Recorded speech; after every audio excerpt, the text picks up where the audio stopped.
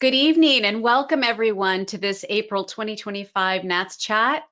Thank you, May Oskan, for joining us tonight to talk about this very interesting subject that seems to be a hit with everyone. So we'll look forward to chatting with you in just a moment. And my co-host, Blake Cline, thank you, Blake, for joining me tonight.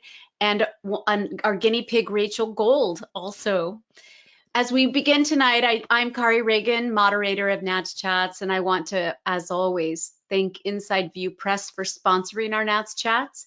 And tonight we're going to promote their book, Musical Theater Voice Pedagogy by Chris Arneson and Kirsten Brown. And it is unique in the literature because it focuses on the techniques and demands of a varied world of music theater, primarily focusing on assisting teachers. If you're classically trained and now find yourself working with theater singers, this book is for you. And it's $45 at voxped.com or $50 on Amazon. So thank you once again, Scott McCoy and Inside View Press for sponsoring our NATS chat. So tonight we turn our attention to Fear No Sound, teaching rough vocal effects in popular music. And as I said, our guest tonight is May Oskan. And I'd like to start with May, just share with us a little bit, I call it the Beyond the Bio. Share with us just a moment of your journey that led you to your interest in teaching this type of singing. Thank you so much, Dr. Ragan. It's really fun to be here. So I really appreciate the Kari, I really appreciate the invitation. Really looking forward to this for a long time. So I think that I have a really unusual background for someone who teaches voice full time. I do not have a performance degree. I grew up in a family of musicians and songwriters in a very small town in Massachusetts and didn't start really like training my own voice in any sort of structured way until my 30s. So my degree is in voice pedagogy with an emphasis in like evidence-informed strategies for popular contemporary voice specifically. So most of my training, most of my education has been around how the voice works and connecting that with less formal styles, like non-classical styles, very kind of like from the roots, from the people styles of singing, having grown up singing, folk and country music, and then coming to rock music and soul music, and now mostly singing jazz. But so kind of covering the whole gamut of everything that's not classical or musical theater, and just continuing to be really, really interested in like how to translate, the best possible available research into really workable solutions for the people who are out there making this music their own. So I love that. That's me. Thank you, May. Thank you so much. And Blake Cline, I invited to be my co-host and also will be a guinea pig tonight. And I'll just say Blake is an equally proficient singer at both classical and contemporary music. He'll be mad at me for saying that, but it's the truth. Blake, will you just share a little bit? And also a voice teacher. Everyone on here tonight is a voice teacher. Blake, share just a bit about your journey. Sure. Thank you so much for the compliment. Hope I can live up to it. Yes, I am a vocal coach in San Francisco.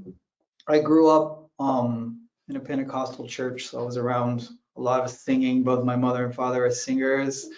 I guess like my journey to studying singing was actually through more of a metal sound. Yeah, because I could never really make this sound sturdy like I wanted, and so I started to take lessons to see how to try different things. So oddly enough, my journey to classical music was through metal singing.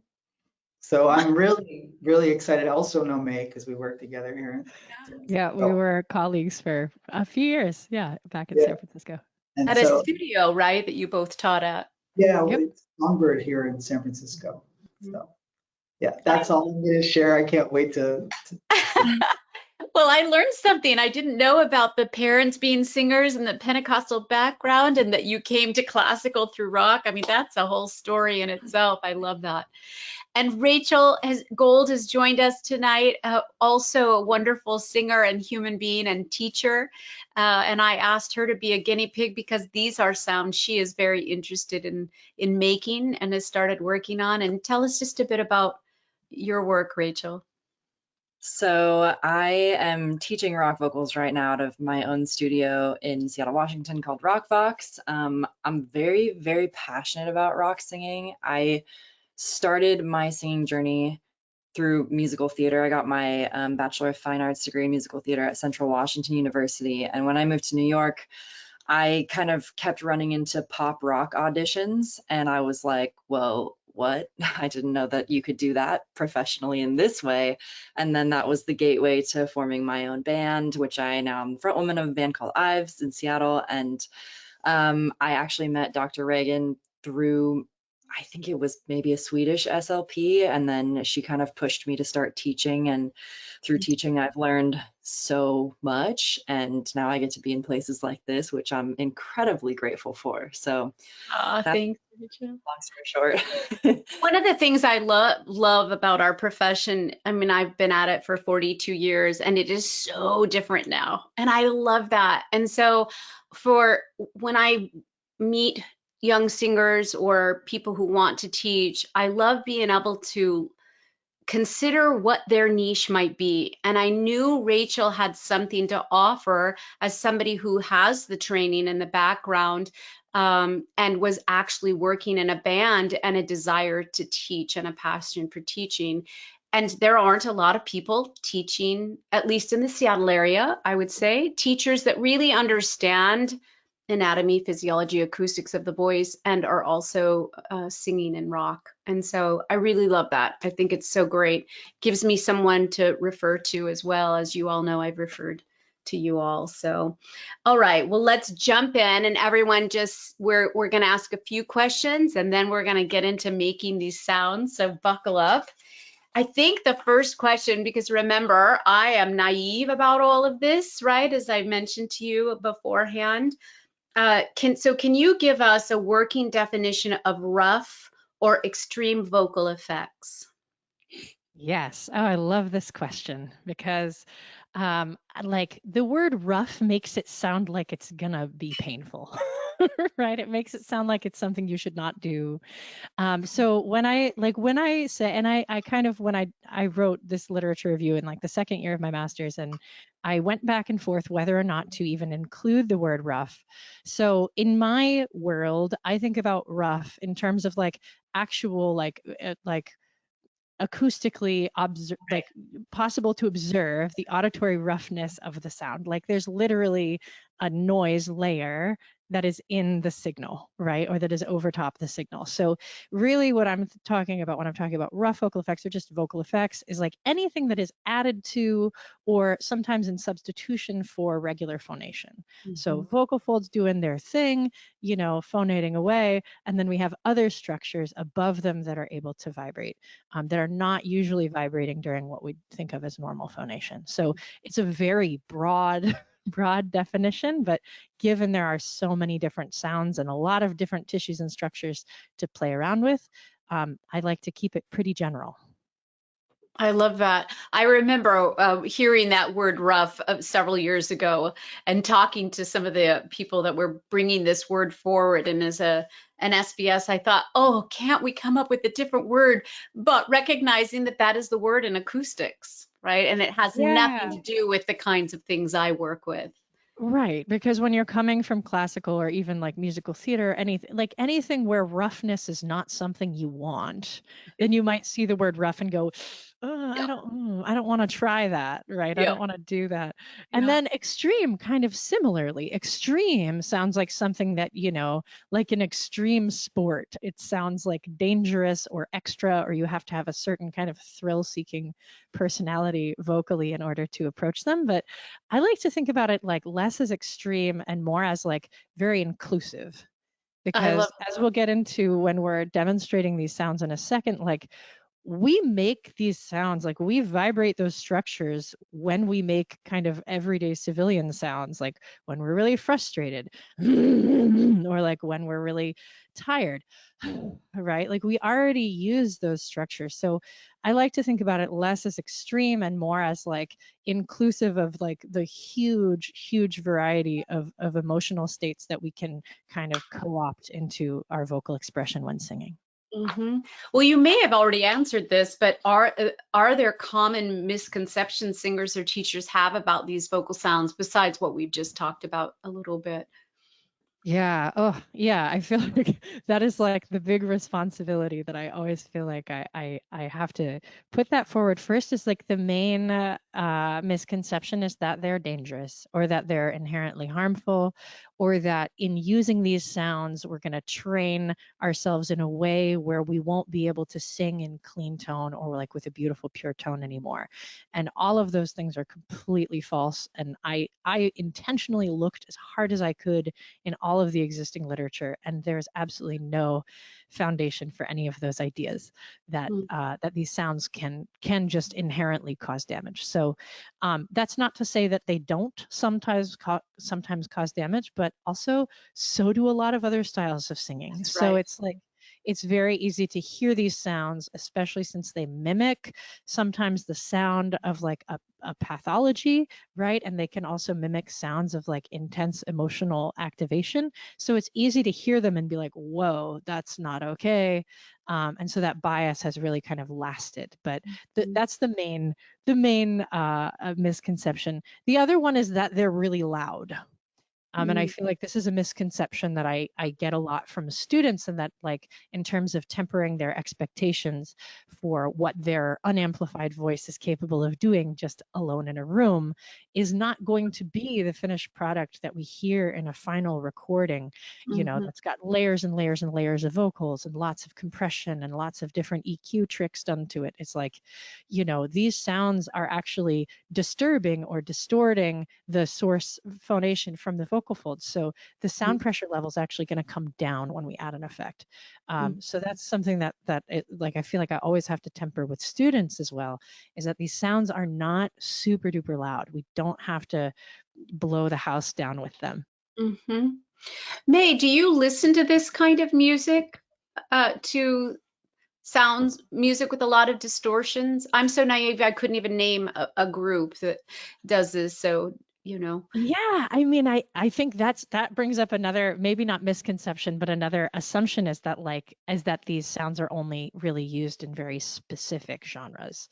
I do listen to a wide variety of music, thanks mostly to my amazing students who are constantly bringing me stuff that's like, I don't know, what does this sound like to you? And I'm like, I've never heard this particular subgenre of hardcore in my life, but let's see if we can suss it out. So yeah, I mean, we also hear, you know, growling, grunting, distortion in popular music. We hear, you know, creaky vocal fry stuff in popular music.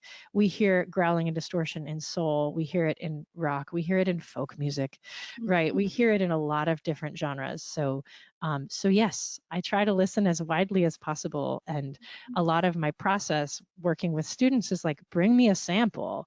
Let's figure out how we can constructively listen to it, excuse me, and be able to kind of piece out like what is actually happening, what is this person actually doing, also what is the recording maybe doing for them, can we find an isolated vocal that doesn't have a bunch of effects put on it in post, you know, and being able to really kind of like drill down like what do we actually hear, what structures are actually involved.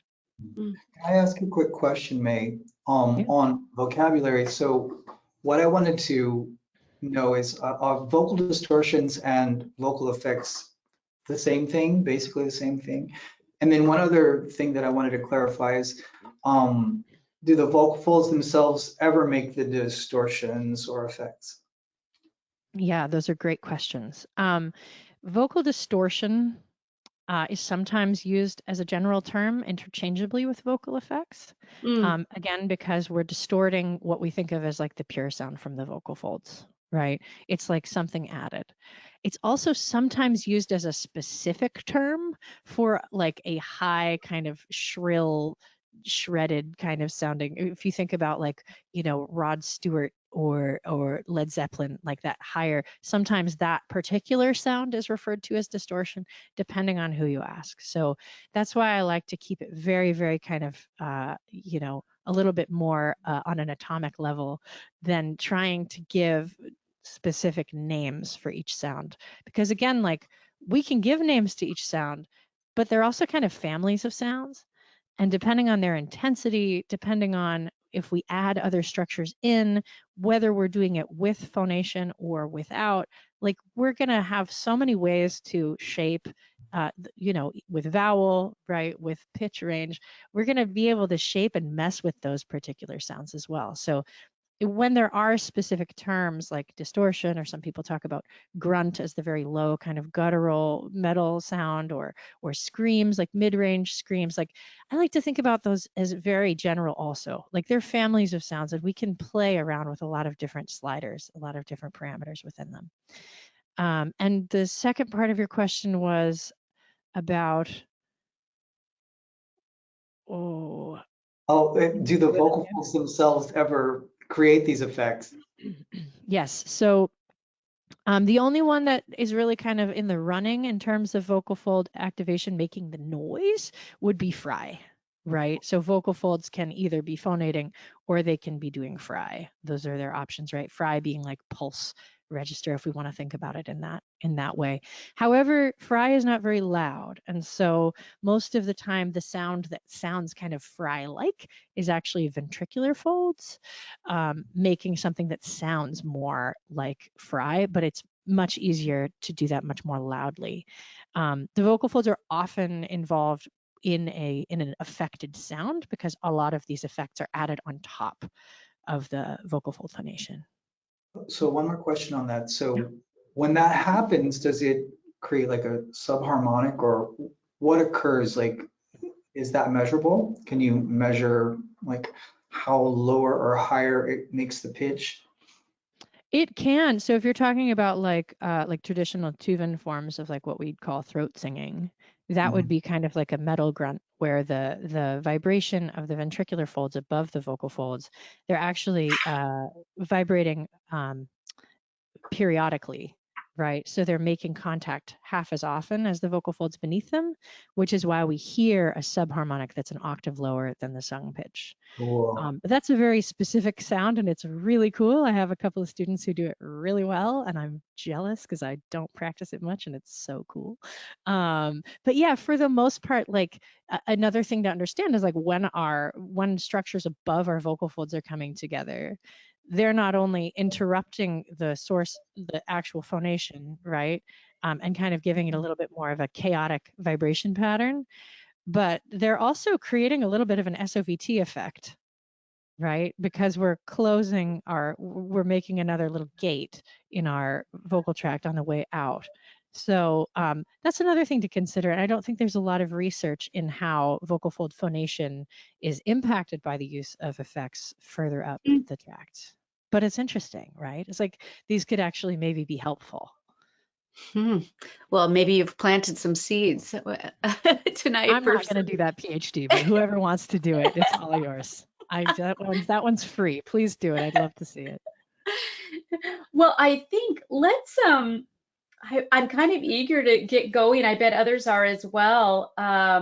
So I guess the next question is, how do you begin introducing these rough effects to a student? So you have a couple guinea pigs to play with, and at varying levels, I think, of themselves having explored the sound. So just kind of take it away, and yeah, thank you. This is the best part. This is what everybody came for. I mean, really, they don't want to hear me talk. We're going to give them the good stuff. Okay.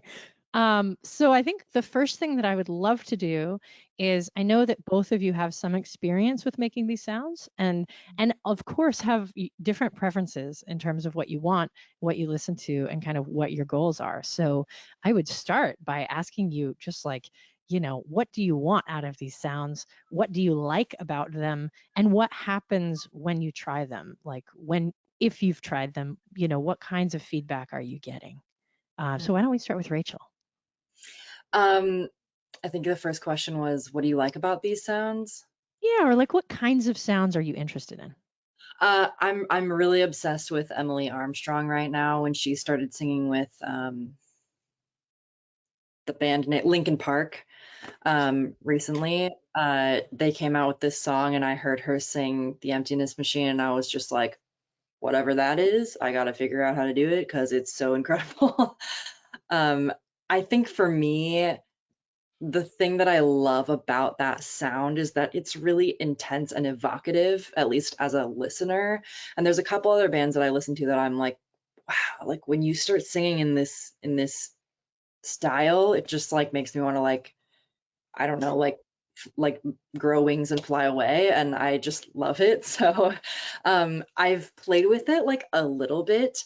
I think my past experience with like the training I had in college makes me like really scared to try these sounds, even though like I've listened to you present before, and then I did have a lesson with 𝘕𝘈𝘁𝘓, who told me a bunch of really awesome stuff. And so I think the fear has overtaken me more than anything, which is so sad because I'm so obsessed and so ready to just like learn. Yeah. Yeah. Thanks for naming that because I feel like that apprehension is pretty common, right? Especially as a singer who's like, you're like, I have a rehearsal later. I got a show this weekend. I don't want to do anything that's going to really jack me up, right? I I'm don't want afraid. to cause like a problem, right? I don't want to do anything that's going to just like make my life difficult. Yeah. Yeah, I actually haven't heard that singer yet. I'm going to have to put them on my list. She's just Emily Armstrong. Emily Armstrong. Armstrong. I So think what was is this like a higher pitched kind of yeah, distorted screamy kind of thing? categorized it as like a fry sound when I talked Mhm. to 𝘕𝘕 about it. It's a little higher pitched. She sings it in like a watch me cut me open just to watch me burn. Da da da da da. Like it's up there a little bit. Okay. Yeah, cool. And so have you tried it and like did you have any like other than the apprehension, did you have any kind of like physical things that you noticed or have you not really gotten there yet? I have tried singing that phrase at least 3 times, and each time been like, that was so scary. I don't know. Let me down from here. I'm Yeah. ready to go home. Okay, cool. I Awesome. think there's a huge dissonance for me between the volume of vocal effects and the volume of like high belting in which I mostly engage in. So for me, that is always like, am I being too quiet about this? Am I not being loud enough? If I push it, is that gonna cause some kind of thing to happen?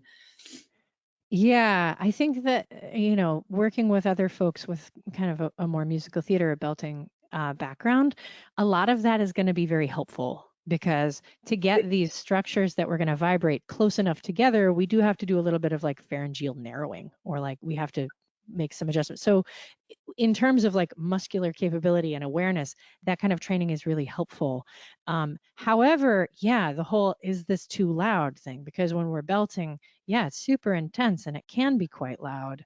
And when we add distortion, we want to make sure that, our expectations is that the volume is actually going to come down a little bit. Cool. So that's really good information and we'll definitely play with that. Nice. I'd like to turn it over to Blake. Same question. Okay, so could you ask the question again? Yes. So what sound do you want? What do you want? So, What's your favorite? okay, for me personally, I guess like my attraction to distortion started with Freddie Mercury as a kid. I love that passionate kind of holler that he would do. And he could do the clean as well. So I think that when he would make his voice a little bit more rough, it evoked a different feeling in me, one of elation. And I can get that same feeling from classical unmiked singing, but something about that high pitched distortion that he uses, that is very attractive to me. And so I always tried to do it, and it was always too big, and I would run into a little pain every now and then until I found, okay, it's not quite that much, but still I run into that a little bit. And like just pushing too hard, I guess squeezing too hard. Mm-hmm. And I Yeah, think it with might students it too, might be like, a volume thing too. sorry, It might be a volume thing too when you're talking perhaps a about like, volume thing, but also like trying to match the intensity. I think sometimes like that might be what leads to the squeeze. Like, oh, this is very passionate. I have to, you know, yeah, really hard. yeah, totally, totally, totally. And similar to like belting, right? Is like there is definitely a difference between being specific, right, and kind of amplifying in an intelligent way, right? And choosing your vowels and your tone really specifically, and just hauling off and blowing everything out of the water. So it's really similar to that as well. So for both of you, I think the first thing I would like to, it sounds like you're actually kind of working on similar things, which is like a higher pitched, distorted sound. I'm going to say, yeah, like a ventricular distortion sound. So for the sake of just everybody, I'd like to just kind of like give a little overview of what our options are. So I'm gonna make a couple of noises. I like to think about it like this: like there's so many names and so many terms, and if you watch any amount of YouTube rabbit hole about this, like you will get 100 different terms thrown at you, and it will be very, very confusing. So I like to think about it just in terms of like what is in there, what's available, like what cards do we have to play. So the first thing that we have is our vocal folds, right? And because we're not really going to use fry because it's not very loud, we're not going to use that as a pitch or as an effect. We're really just going to think about vocal folds in terms of like, are they on or off? Are we going to add a noise to them, or are we doing just noise, right? So that's thing one that we get to play with, right? Thing two is tissue, right? We've got mostly our ventricular folds, which are just around and above our vocal folds. And so this kind of leads to that feeling of like, I think sometimes people miscalculate and think that they're doing fry because it feels like it's very, very close to our vocal folds, because it is. So to get in touch with those particular structures and just kind of like differentiate between them, why don't we start by just doing like a vocal fry, and then we're going to do like a ventricular fry or like a ventricular vibration. So we'll go fry. Can both of you fry?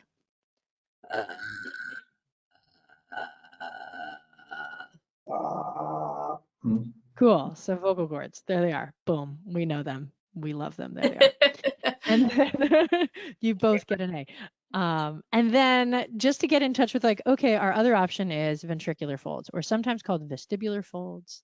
You'll also hear them called false folds, which is, I think, a little confusing, but ventricular folds is fine. These are the guys that we use when we're gonna clear our throat. Those guys. Also, if you do like a big sigh falling on the couch at the end of the day, like they give us kind of a generally rough sound because it's just tissue. There's no cartilage vibrating. It's just tissue. So can either of you do one of those kinds of sounds, like a like walking into an awkward situation kind of throat clear? I know I do that a little less pitch maybe, because that sounds like a little bit more vocal folds. Like, can you get a little like a little revving the engine? Scary. Yeah, it's okay. I mean, we use these all the time. Their first job is to keep stuff out of our lungs, right? So like it's totally fine to vibrate those structures together. I feel like a lot of people are told that they shouldn't clear their throat if they're singers because it'll like hurt you or dry you out or something. And like, yeah, if we do this excessively and actually when you're first learning to use ventricular fold vibration, have a glass of water handy, because we are knocking mucus off of structures that are not used to vibrating this much. So you will tend to get a little bit dry, and that's totally fine. Okay. That goes away.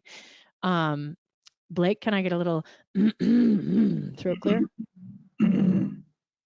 Oh, yeah. Yeah, that's no problem for you. Maybe like a Muppety little sigh. That's how I talk secretly. That's how you talk secretly. You're like, that's just right. Nice. Let's get a couple more from Rachel, just because it seems like they're feeling a little dodgier. Yeah, can I try the sigh one? Yeah. It's really, really light. There's like no squeezing involved. These structures will come together on their own. Mhm. Oh, there we go. Okay. Yeah, it's like creepy Darth Vader breathing. Yeah. Right. Right. It's in there. Is that better? Yeah, or the Miss Piggy. Right. It's hard for me not to put pitch in there. I don't even think I know how I'm doing that. Yeah, and it's okay to have pitch in there. I think it's actually a little easier with pitch. It'll be less ticklish with pitch because if we have two things closing, it's going to be letting less air through. If we let too much air through, I think that's when we start getting more ticklish. Okay. Cool. So you guys can both already use your ventricular folds. That's awesome. That's great. I think it is a good sign because we need these structures to be able to do this just for regular human reasons too. Cool. So that's ventricular folds. So we have vocal folds, ventricular folds. Our other option for things that we can whack together is cartilage. So this would be our epiglottis. It would also be our arytenoid cartilages. Usually it's going to be our epiglottis going back and getting kind of played like a drum by our arytenoids. There's also some little tiny cartilages maybe embedded in the aryepiglottic folds that also might vibrate, although it's very hard to get visuals of these things, so that's kind of a guess in the literature. But this is like the classic kind of Louis Armstrong, yeah, kind of sound. So let me see if I can get some cartilage sounds from both of you. Yeah. Yeah. Is it lower? It's so it sounds like there's ventricular folds in there too. Okay. Right. These things, I mean, also it's a little phony to isolate them, right? Because oftentimes when we're doing an effect, if we're doing a scream, we're going to have both things plus our vocal folds. We're going to have all three. We're going to have a whole stack, a triple decker situation. But let's see if we can just get the growl. It's like a ah. It's got a little bit more of a beat, like a rhythm in it. Yeah. Okay. Yeah, this is the Cookie Monster sound. Gotcha. But apparently, I only have Sesame Street metaphors today. I'm getting it. That is generation. Nice. Okay, cool. So Blake, let me have you do the same thing. The Louis Armstrong growl, or the epiglottis. The cookie. Yeah. I love that. Cool. Cool. So we have ventricular folds, which is kind of more, since it's just tissue, right? It's like looser. It's a little bit more general. It's a little bit like finer grain, if we want to think about it that way. Right? There's less of a rhythm of a beat in it. And then we also have the growl, which has a little bit more like of that rolling rhythmic sound. So that's kind of what we have to work with. We have tissue and then we have cartilage. We also have our arytenoids can rotate toward each other and whack against each other, which is weird. That is a way more stylized sound. That's like, and we don't use that very often. It's usually used like in really specific situations where we're adding it to something else. But yeah, so you have all of the ingredients already to play with these sounds. All of those things feeling good so far. We understand kind of where they're at. Cool. Okay. Could you make those two sounds for me one more time back to back? Sure. Yeah. So if we have, it's like our little triple decker situation. We'll go vocal fold. So we'll do a fry. Just like there, those are. And then we have ventricular folds, which is just above. Which is a little bit like finer grain sandpaper. And then we have the growl, which has a little bit more of like a beat or a rhythm to the vibration. And you can, when all of you were playing with those sounds, you can kind of perceptually feel those different structures. Definitely the difference between fry and everything else was like very, very clear. Great. That's kind of the most important one, right? It's like, am I doing this without my, like, am I doing this with something other than my vocal cords? Yes, cool, awesome. Cool. Right. The other good way to tell is like if we can do pitch at the same time, then we're probably not making the noise with our vocal folds, right? Because they're busy. So when we think about it in terms of these three different options, right? Vocal folds, tissue, cartilage, then we also know kind of what we have to play with. We can do all three. We can do two of them, right? We can do a growly, like a growly sounding ventricular sound, right? We can do vocal folds plus growl. We can do vocal folds plus ventricular folds. So we can, so when we're creating a sound, when we're listening to a sound and trying to kind of recreate it, we can listen for, okay, do I hear that kind of cartilagey sound? Maybe, but it's like there's something underneath it. Oh, maybe it's ventricular then, right? So it's a good way to kind of think about like what structures are available. What can we add? If a structure isn't busy, we can throw that in too, right? But if it's already doing something, then no, we can't. Cool. So let's deal with this this higher pitch distortion. And I think the first thing that I would play with this is like making sure that we can get the ventricular vibration first. It's easier in that lower pitch, so that like kind of sigh down low is much easier to get in touch with. When we go higher, we know that the whole apparatus is going to stretch a little bit, right? Our ventricular folds are just around and above our vocal folds. So when we do this vibration at higher pitches, it's going to be harder for those tissues to stay loose and approximate. So one thing to kind of bear in mind is this does take, it's not the kind of thing that, sometimes it comes together right away, but sometimes there are like preliminary steps. And some of these preliminary steps with a new student would also include like, I want to make sure that they can sing in a nice, light, soft head voicey sound, right? Without squeezing and pinching and using every single muscle in their neck, right? Because we're going to need to do that in order to sing these higher distorted pitches anyway. So if that's not present, we take a step back and we do that first. But I know both of you can do that because I've seen it and I've heard it. So let's go ahead and we're just going to ramp it up from our kind of falling on the couch sigh. And we're going to slowly turn it into like a slightly more, I call it the running from zombies sound. It's like a panicked panting sound, right? But this is going to stay super, super, super light, right? It's still like 90% air, very, very little sound. I am on a very hot directional mic, so this is going to sound a lot louder than it is to you guys.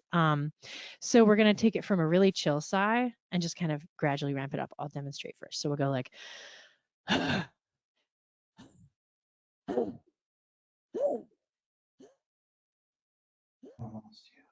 right, now I'm running from zombies, right? So we're kind of gradually, I don't know if that cut the sound, did it? Cut the sound. A little bit. Oh no. Okay, so how to do this? Maybe we just start with a higher sigh, like like a happy little head voicey sigh. So let's do a couple of those first.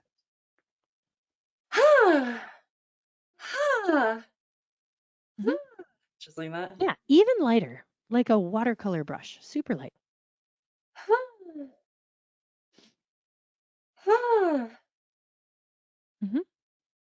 Cool. Now, can we make that a little frustrated?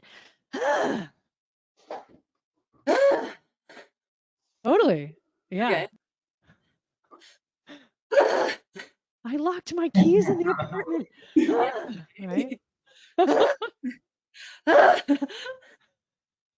Nice. So that you are like seconds away from the scream of your dreams. That is very, very cool. Right there, yeah. So have you made that sound before? Is that like in your lexicon of life sounds? Oh yeah, every day I something. Well, keep doing that because it's helping your vocal practice. Cool. Yeah, so sometimes with lower voices, this is a little harder to get. So let's try with Blake. Can you do like a high light sigh and then see if you can add a little frustration to it? Sounds like my grandpa. I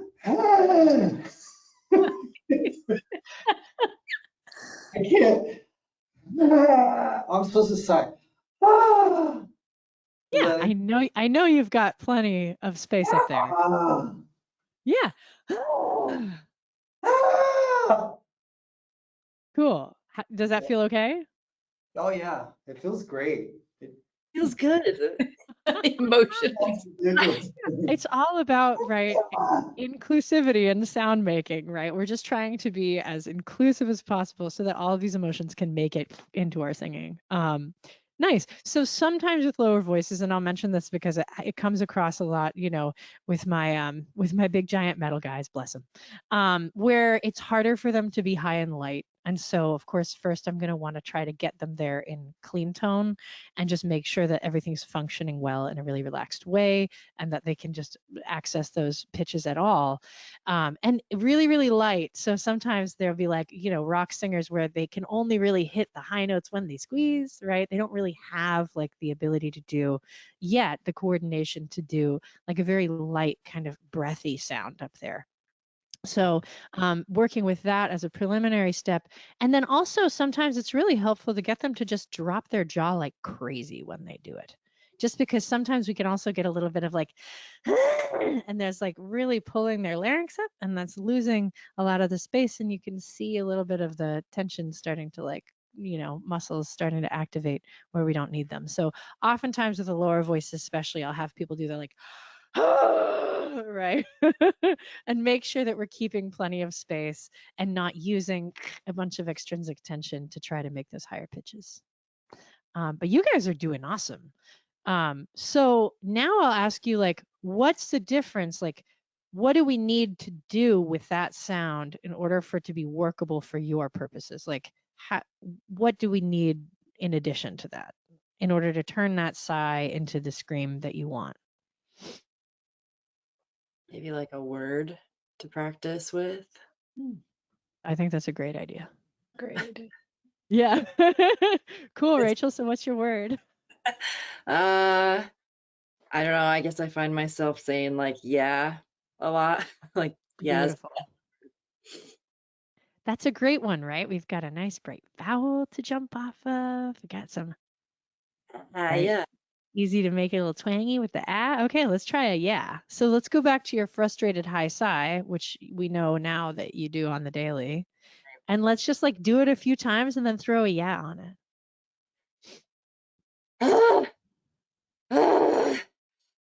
Yeah.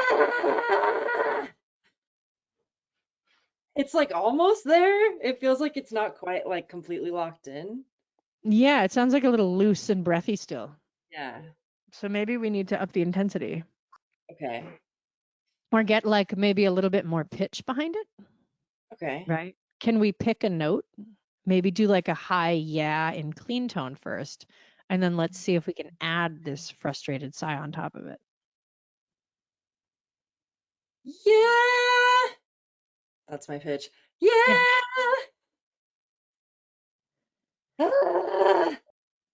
Yeah.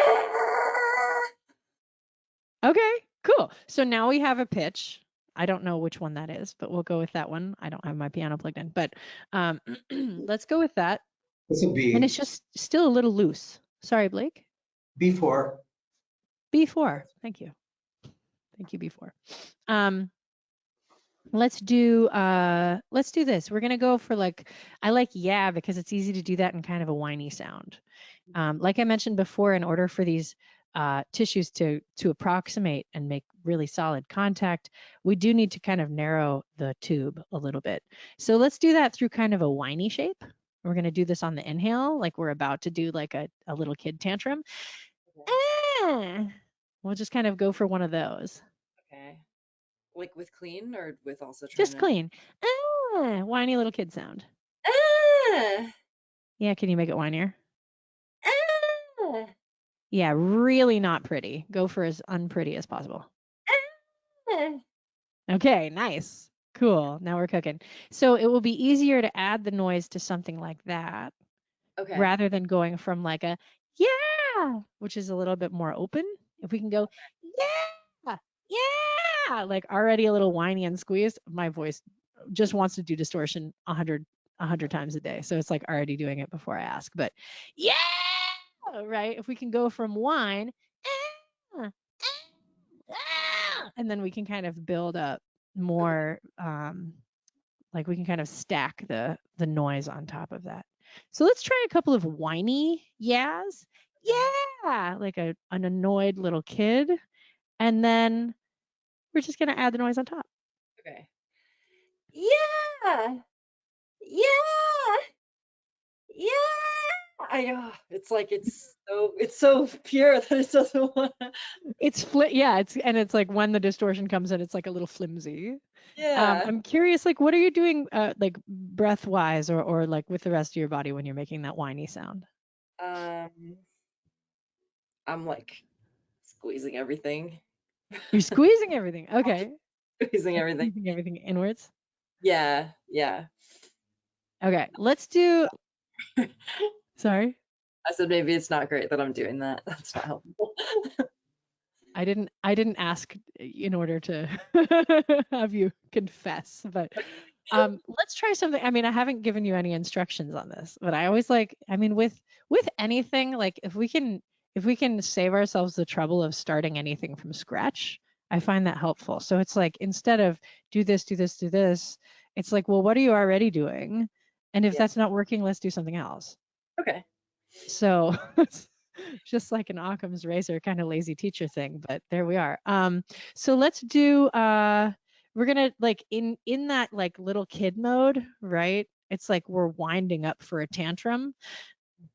And we're gonna kind of just like take that whiny little breath setup, and then like you feel the expansion kind of throughout the whole cylinder.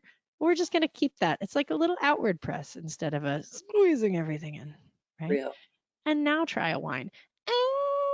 Does that feel a little easier to make it good and ugly without making yourself uncomfortable? Yes. Okay, cool. So let's see if we can make it uglier. Okay. And then we'll add the distortion. So with that little like outward push.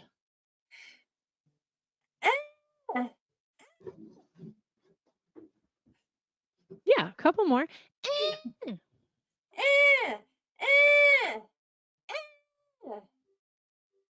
Yeah, and then go ahead and throw that frustrated sound in there. Like the tantrum is finally boiling over, and now we're ready to scream in the supermarket.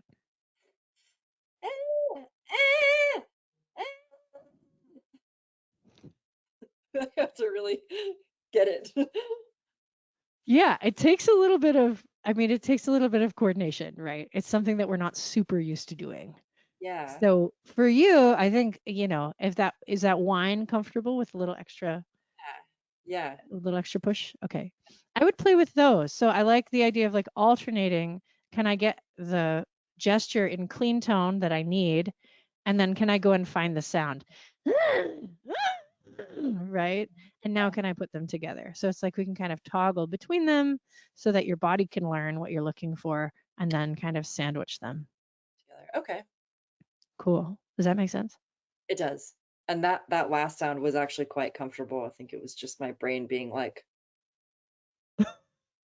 your brain being like, excuse me, what on earth are you doing? yeah. No, it didn't feel bad at all. It felt kind of nice. Yeah, I mean, it should feel genuine, right? It should feel kind of authentic to you. Yeah. It's interesting, May and Rachel, though, that I mean, it's taking time. Like, it's even as knowledgeable as Rachel is, right? It's taking time to find these sounds. And I want to say, I'm sorry that there aren't Zoom settings in GoToWebinar. I'm hearing most of them, most of these sounds. So a couple people posted or somebody posted that they're not getting them, but we're getting enough. When you do 3 in a row, we tend to not get the third one. So if there's a pause, we're getting the sound. So yeah, keep going. This is really interesting to see. It takes time. It does. I mean, if we think about it, like we're asking for a different coordination. And like we have to have enough, just like with any singing thing, right? We have to have enough repetitions that it's like, oh, okay, the next time you ask for that file, I'll know where to find it, right? We just have to keep pointing to it. It's this one, it's this one, it's this one, it's this one. And then eventually it's like, oh, there it is. I have a question. So you were calling it whiny, like a whine? Is that what you were using, the term whine? Yeah, like a whiny or like an anguished kind of sound. So if you're to go in the direction, like extremely into the direction of that whine, will it equal distortion eventually, or in effect, like an approximation of the tissues and make them rattle? Yeah, I think if a nice way to do it, I think, is if you go far in the whine direction and then you kind of just send very little air through. So that's Okay. like the idea of like creating a little bit more of that outward. Yeah, yeah. It kind of like pulls everything together. Do you want to try it, Blake? Sure, I'll try it. And then I think we should probably go to questions after this, but I'd love to hear you give this one a shot.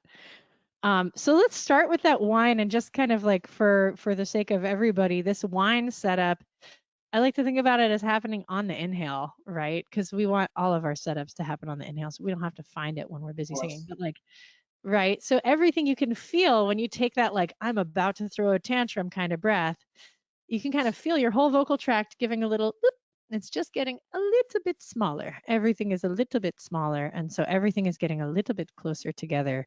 And then we're also going to get a whole lot more high frequency partials, right? We're going to get a whole lot more of the high frequencies in the harmonics, so that when we get this nice high pitched scream, we're going to be amplifying the parts of it that we want.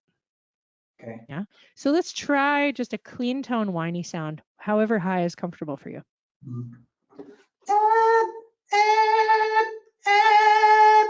Yeah. Nice. Yeah. Can you make it a little uglier? Yeah, so that's a singer throwing a tantrum. Can we have like a toddler? Yeah, there we go. This is an opera singer who's a little upset. Not like, yeah, toddler who's about to just lose it. Yeah, totally. Totally. Yeah, we don't get the opportunity to make this sound as adults very often, so it should feel good, like we're getting away with something. Cool. So now let's go ahead and go for that like high kind of frustrated sigh. Again. Yeah, and maybe we'll do just the setup like we did before, add a little bit of outward pressure into your cylinder there. So just with the sigh.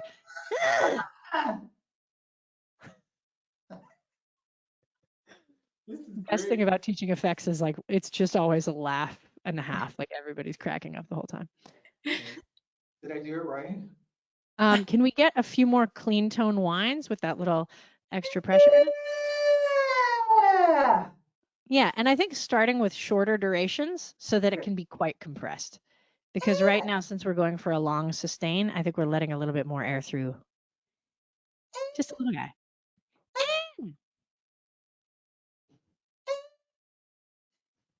Totally. Yeah, and then let's see if we can put that little frustrated sound on top, right? Oh, shoot. Yeah, I'm losing your audio, unfortunately, Blake. There we go. Okay.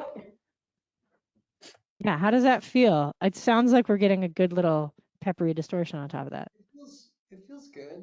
I think that the high sigh is something that is kind of abstract to me. Like it always sounds a little too dry to add like a wet pitch too. It's like I'm here. I don't know if it's just that my throat is dry. Yeah, Blake, will you do it? Will you come closer to the mic and try that one more time?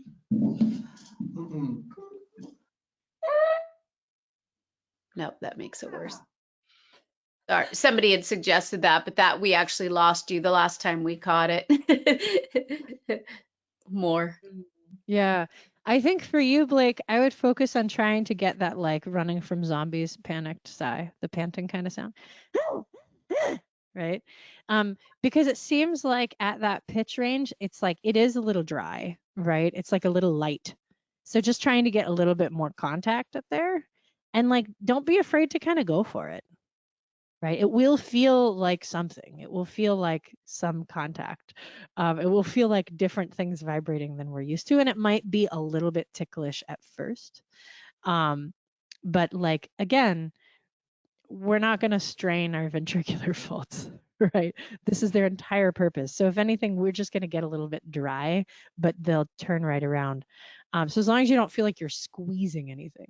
The great thing about ventricular folds is like we don't have to approximate cartilage, so there's no like muscular effort that really needs to go into it. We won't feel like a squeeze like we might feel with like, if we're doing one of those crazy rattle things. But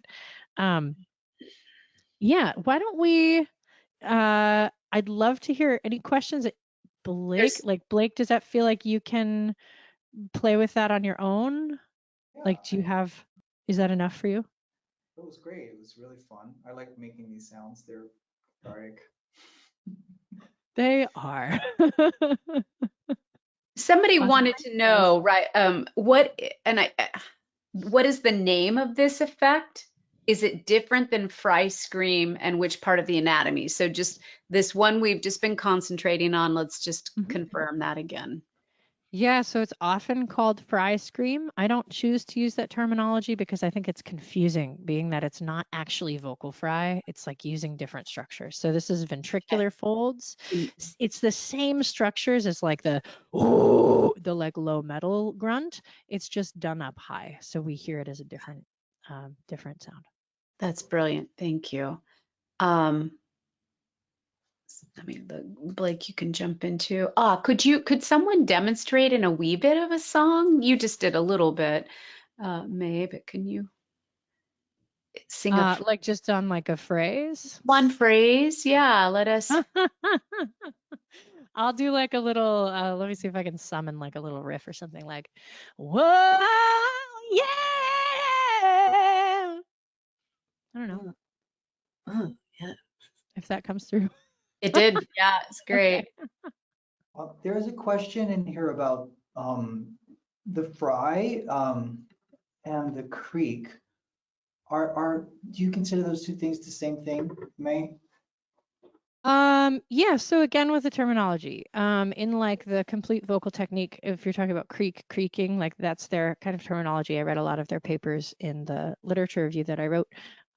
Yeah, it's the same, right? That's going to be our vocal folds like operating at like a pulse register. So essentially, I think about fry as being like that pitchless thing, and then creaking is like we maybe drive a little bit more intensity into it, and that's where we might use it at like an onset, right? Yeah, when we're like creaking into something, or sometimes it's like we're singing and then we're letting it creak a little bit and like letting that kind of break apart. But yeah, I consider those to be the same.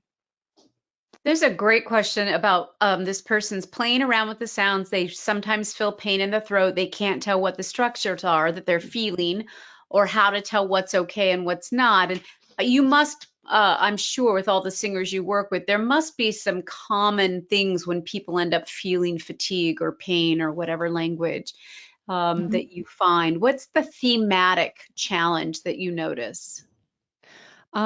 Yeah, I think the main thing is like most of these things we don't have to squeeze or work very hard. Okay. So see if you can do them more quietly. See if you can do them on a sigh. If you're working in the context of a song, make sure that you can do it really comfortably in clean tone first. I have my metal guys sing their songs in clean tone, and it is hilarious because they're mostly one pitch, right? And I have them like singing them in like this dopey clean tone. And it's really, really helpful, right? Because there's other things to think about. Like without seeing this person and seeing what they're doing, it's kind of hard to negotiate. But generally the themes are it's either too loud or it's too squeezed. But, if you're just experimenting, like on the one hand, playing around with this stuff and having a couple of nope moments is not going to cause permanent damage. Like it's just not going to be enough impact or enough, if we did that continuously, then we might see a problem. But like, so feel free to like Rachel was saying, there can be some hesitation and some apprehension about that. So like, feel free to experiment to your comfort, but also listen to your body, because like another theme that comes up is when people are practicing these sounds, they will actually be like, no, they'll make a sound and they'll be like, nope. And they will just say it. And I'm like, if that's a no, that's a no. Right? That no came from you. So let's figure out what's going on. So if it feels wrong, it is wrong. is kind of my general, and that kind of goes for all singing things. Mhm. How do you differentiate, somebody asked, between pharyngeal narrowing from the idea of not squeezing anything? Ooh, somebody's coming chasing me now. Yes, It's so that's an awesome question. it Yeah, is. so I think the difference is specificity, right? If we're doing like a general pharyngeal narrowing, yeah, kind of thing where everything's getting a little smaller, like that whiny or anguish sound, right? That's just the pharyngeal walls, right? If we're doing something that's twangier, like a trying to get a little bit more of a, if we're trying to get our epiglottis back to do more growly stuff, that's like oftentimes a cue that I'll use. But again, it's specific. It's just in that one spot in the back of the tongue, top of the just above the vocal folds. So when I'm saying without squeezing, we don't want to feel like we're like squeezing our vocal folds themselves together. And also we don't want to see like squeezing or extrinsic kind of activation going on in here. Squeezing in this, right? I have a lot of my big metal guys who take a stance and kind of lock it down, and that can cause a lot of fatigue. So getting them to use something that's a little bit more expansive, like they're trying to break down a doorway, can be a lot easier, so that they're maintaining a little bit more space and not kind of crushing all their muscles together, because we just run out of room so quickly, and then that effort goes straight into here. So squeezing, I mean non-specific squeezing, unhelpful squeezing, but that's a really, really good question. I have a question from Getty Warner who I want to ask, because Getty also, as you know, teaches these sounds and is wonderfully knowledgeable, a speech pathologist. So I'm curious how to adjust that frustrated groan in the event that they do not approximate the ventricular fold. I've done that same prompt in the past, and some individuals end up with a more chaotic true fold vibration and no ventricular contact. And it was fortunately with a colleague who is an at-home scope, so we were able to check as well. And lo and behold, only a wide pharyngeal and ventricular space and chaotic true folds. Wow, well, that's an ideal situation. Think, let's just stick a camera in there, see what's going on. I know, I love that, Getty. It's awesome. Awesome. Hi, Do Getty. you I have think I any saw you in insights? Java. Yeah, so I've run into this before. I actually have a roommate who I was using as a guinea pig who has a very hard time clearing their throat. So like this is something that like I never want to take for granted that people have the same capacity with the same structures. This particular roommate of mine has other stuff going on, like, you know, other anatomical variations, we'll call them, but like has a hard time just even making that sound. But over time, like getting them to just like really like relax and lean on the sigh. I think if there is a lot of vocal fold contact that's like kind of the chaos fry or like the squeezy chaos squeaky sound, I would try to get them to do it without pitch. Right. So if they can do like the creepy Darth Vader breathing to start with, that might help them differentiate the structures and also to just get a little bit more ventricular fold proximity. The other thing that I like to try is like if they can do the whiny sound, right, and still kind of use like low or no pitch. Although with that, because it is a little bit more muscular engagement, maybe not for this person because it might encourage them to squeeze more in general. But yeah, I would try to get them to do it without pitch and just see. And also just bearing in mind, being that you have scope on hand and everything is like, they might just be in a situation where like those tissues aren't loose enough to approximate well anyway, which I think is the case with this one person where like they couldn't even really clear their throat. I was like, clear your throat. And they would go, and it's like was barely any sound. So yeah, different folks are coming in with different things. I think it's always important to just like keep an open mind and just, I try to just stay really curious and be like, oh, well, I've never come across somebody who just couldn't make that sound at all. Yeah. You know, what is the step back that we can take? And like, how can we get access to those structures? You know, and being open to being wrong and trying stuff that doesn't work, which is of course like, you know, what we're signing up for here in this profession anyway. I hope that Great. answers your question. I'm sure it does. Blake, as my co-host, any kind of, as we're running over, but any Oh, goodness. final thoughts for you? My goodness, it went way too fast. No, that was really great. Thanks for the help and that sound. Yeah, thanks. I didn't realize that that was a ventricular fold sound. I was always thinking of it as something a bit higher in my throat. But yeah. Yeah, I think because we get a lot of acoustic feedback with those higher sounds, right? We're going to feel it in a really different place than when we're doing it really down low. So I think that's why those sounds are often differentiated, but like the function of them is really similar. They're just different acoustically and in terms of what's going on at the vocal fold level. But yeah, it will feel different at a higher pitch and with that like pharyngeal narrowing for sure. Well, thank you all. Rachel and Blake, thank you for being willing to make these sounds today. Yeah, thank you. That was so fun. You guys had no idea what I was going to do. So thank you so much for your willingness and bravery. I really appreciate it. But this was really eye-opening for me, that it really requires a lot of time and care, which is another reason, if you've got clients that want to make these sounds, send them to May, send them to 𝘬𝘯𝘓𝘥, right? Send them to people who have experience and knowledge about what these sounds are. I really encourage that in our field, because it's important to learn how to do to sing with efficiency, regardless of the quality of sounds you're making, or the types of sounds, I should say. Mm-hmm. So thank you, May. I'm so glad you're out there doing this important work and sharing it with everyone. And we look forward to welcoming you to Northwest Voice Conference, April 25th, 26th, to do a little workshop with us as well. So can't wait. It's going to be a blast. Yeah.